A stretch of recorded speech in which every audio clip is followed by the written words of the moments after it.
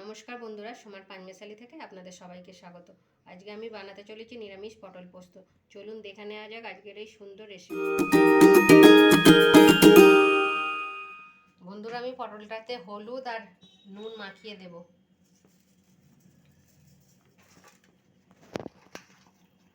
আর পটলটা বন্ধুরা আমি এরকমভাবে একটু একটু করে বটিতে করে কেটে নিয়েছি, যাতে ভালোভাবে তেলটা ঢোকে বলে ভাজার সময়। কড়াটা গরম হয়ে গেছে, আমি সাদা তেল দিয়ে পটলটা ভেজে নেব।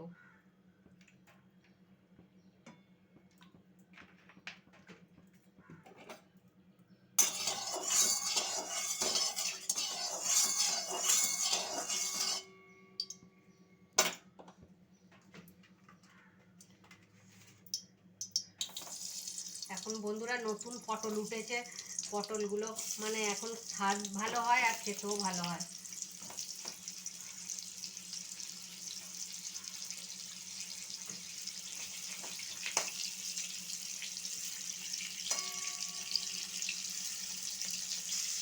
বন্ধুরা পটলগুলো ভাজা হয়ে গেছে সুন্দরভাবে, আমি এটা তুলে নিচ্ছি। বন্ধুরা পটল ভাজার তেলেতেই আমি গোটা এলাচ, দারচিনি আর কিছুটা লবঙ্গ একসাথে আমি থেতো করে এতে দিয়ে দিলাম।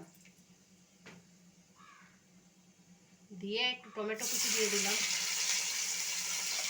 দিয়ে এটা ভেজে নেব। আর বন্ধুরা এটা খুব সহজ রেসিপি, আপনারাও বানিয়ে বাড়িতে খাবেন নিরামিষের দিনে।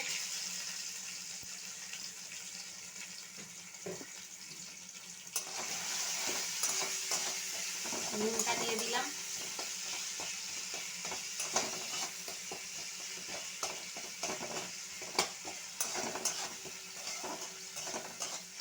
এরপর আদা বাটাটা দিয়ে একটু আদা বাটা ভেজে নেব, যাতে না কাঁচা গন্ধ ছাড়ে। বন্ধুরা আমি পোস্ত পটল করছি, তার জন্য পোস্ত আর কাঁচা লঙ্কা একসাথে বেটে রেখেছিলাম, আমি এতে দিয়ে দিচ্ছি।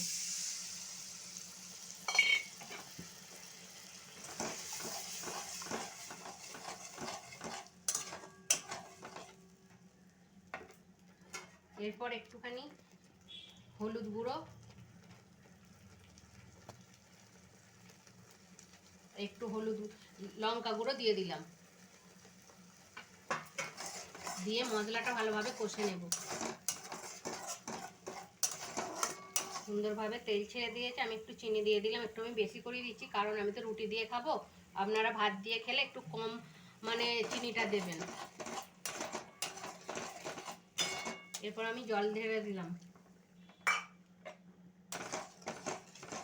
আর আপনারা পেঁয়াজ বাটা দিয়েও করতে পারেন, খুব সুন্দর খেতে লাগে যদি ভাত দিয়ে খেতে চান। আমি তো নিরামিষ করছি, সেই জন্য আমি আর পেঁয়াজটা দিলাম না।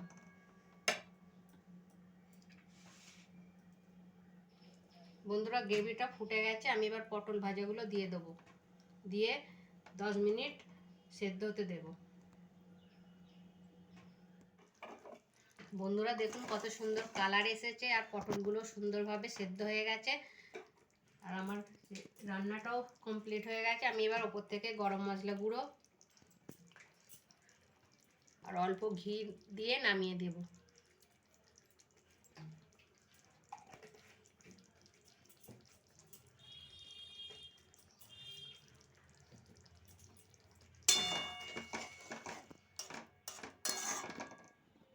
আমার বন্ধুরা পটল পোস্ত নিরামিষ রেডি হয়ে গেছে, আর নিরামিষের দিনে বানিয়ে খাওয়ার জন্য একটা দুর্দান্ত রেসিপি। আর ভিডিওটা ভালো লাগলে লাইক শেয়ার করে দেবেন, আর ভিডিওটা কেমন হলো কমেন্টে অবশ্যই লিখে জানাবেন। আর যারা ফেসবুক থেকে দেখছেন তারা পেজটিকে ফলো করে দেবেন, আর যারা ইউটিউব থেকে দেখছেন তারা চ্যানেলটাকে সাবস্ক্রাইব করে দেবেন। আজকের ভিডিওটা এই পর্যন্ত, সবাই সুস্থ থাকবেন, ভালো থাকবেন, আবার পরের ভিডিওতে দেখা হচ্ছে।